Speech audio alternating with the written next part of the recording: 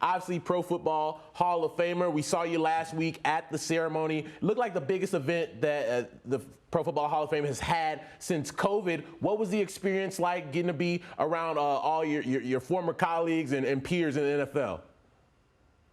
It's an amazing time. I would actually recommend anyone, particularly sports football enthusiasts, to take a trip to what I call Mecca, which is Canton, Ohio, and to be back after a pandemic and with a great class that went in and being with my Hall of Fame brothers.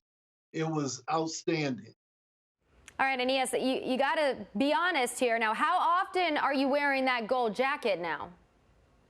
Well, I'd like to tell you the secret to have in favor in the house is if I ever get in the doghouse, Brooke, all I have to do is put on the gold jacket, and that kind of smooths everything out. I would imagine. And I'm curious here, like, wait, let's say if you need to get an alteration. I mean, this thing, it's pretty prestigious, right? The gold jacket. Are you taking this to like a normal alteration place, your local one, or do you have a special alterations person to get this the right fit for you?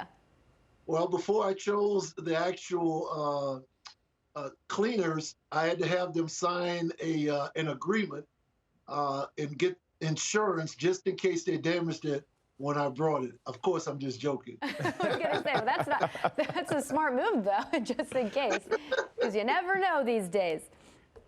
Aeneas, to get to a little bit of college football, we learned last week that the Aeneas Williams Award will be awarded to the best DB in Division I college football. For you, being able to have that award named after you to go to the best DB, D1 that went to an HBCU, what does that mean to you personally and for all your accomplishments at Southern? Number one, it's humbling, Russ, because there's so many guys that are probably far better than I was and played in HBCUs.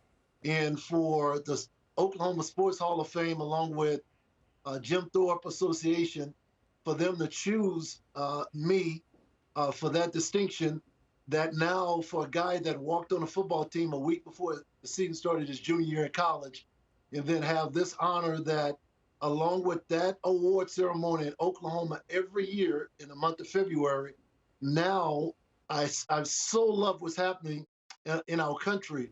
And that's these awards that have been exclusively for major Division I schools. Now there's a recognition of the top defensive back in HBCUs. So I'm excited because it will not be a separate ceremony. Everything will be together, and to be in the same place, same similar award as Jim Thorpe, the first Native American to win a gold Olympic medal, but also to play baseball and football. And it's just exciting, and it's something that lasts throughout long after I'm gone.